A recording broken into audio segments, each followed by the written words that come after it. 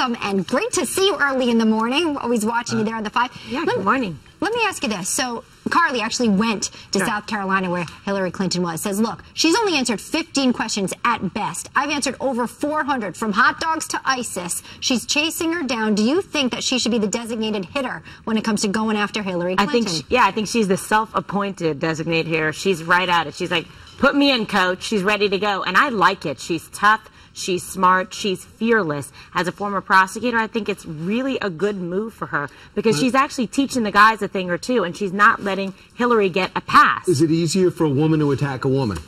I think it's tricky. It can be, right? Because then you're saying, well, I've got a little bit of gender neutrality there, so it's not going to be a guy that's beating up on a woman. If it's done in the right way, where you're informed and you have the facts, then it's not, oh, a woman against another woman. It can be, I think, quite persuasive and illuminating. What do you make of this? So I always love when politicians go and they start trying to talk like the crowd they're in front of. Hillary Clinton, though, goes down to South Carolina yesterday where we saw Carly Fiorina outside of that event.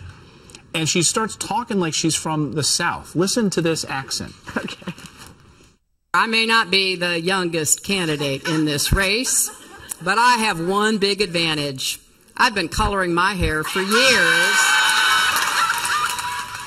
Are you pro put an accent on depending on who you're talking to? I'm pro hair color. That's all I can say that was positive about that statement. It's very bizarre, but I think she picked it up.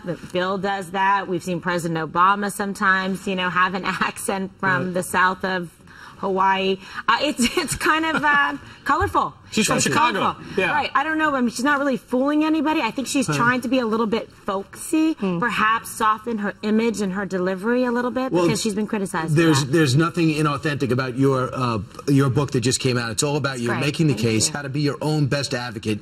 Kimberly, you start off, and I tell you right away, you know it's not a typical story. Your mom passes away at the age of 11 years old. It's just you and your brother and your dad. Do you ever get over that? Yeah, we were just like a little team, you know, together, and it was very difficult because my mother was born in Aguadilla in Puerto Rico, my father in Ireland, so that was it. That was our little family unit. And when my mom died, like you said, I was 11. I was 9 when she, in fact, got sick. She was only 37 years of age.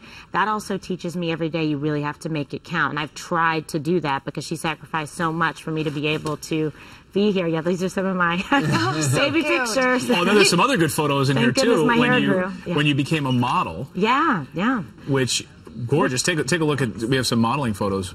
Holy smokes! You're into leopard. Yeah, leopard print. Macy's and Victoria's Secret, right? Yeah. So I was able to do. There was I was discovered at a closed time store. Actually, I was working 3 jobs as I went to UC Davis, and a woman came in and said, you know, oh, I think you're pretty. My daughter's modeling. She's modeling to make money for law school. I said, well, I'm working here to make money for law school. I was making $6 an hour as a manager, which was a lot of money at the time for that kind of job. I went and did this and had great opportunity and was able to pay for my law school, which was incredible. Wow. Yeah, you know, you from being the first lady of San Francisco to being a great mom, in this book, I think you really provide the lessons that your dad, Tony, gave you throughout the years. And really about, when you say making the case, it's not necessarily always in the court of law. It's in life. Tell everyone what you mean by that, because it's great. The lessons from my father helped deliver me to the courtroom and develop my passion for making the case for other people. When I was a little girl, my dad said, listen, worst case scenario, I say no. He's like, go to your room, put your ideas together, make your pitch, tell me why you think you should be able to do this. And he really taught me to advocate and stand on my own 2 feet. That's my little boy Ronan. Do you say the same thing to him? Absolutely. So you could have what you want, make the case. Yes, when he tried to order a motorcycle. He's like, Mommy, I want a motorcycle on Amazon. I said, well,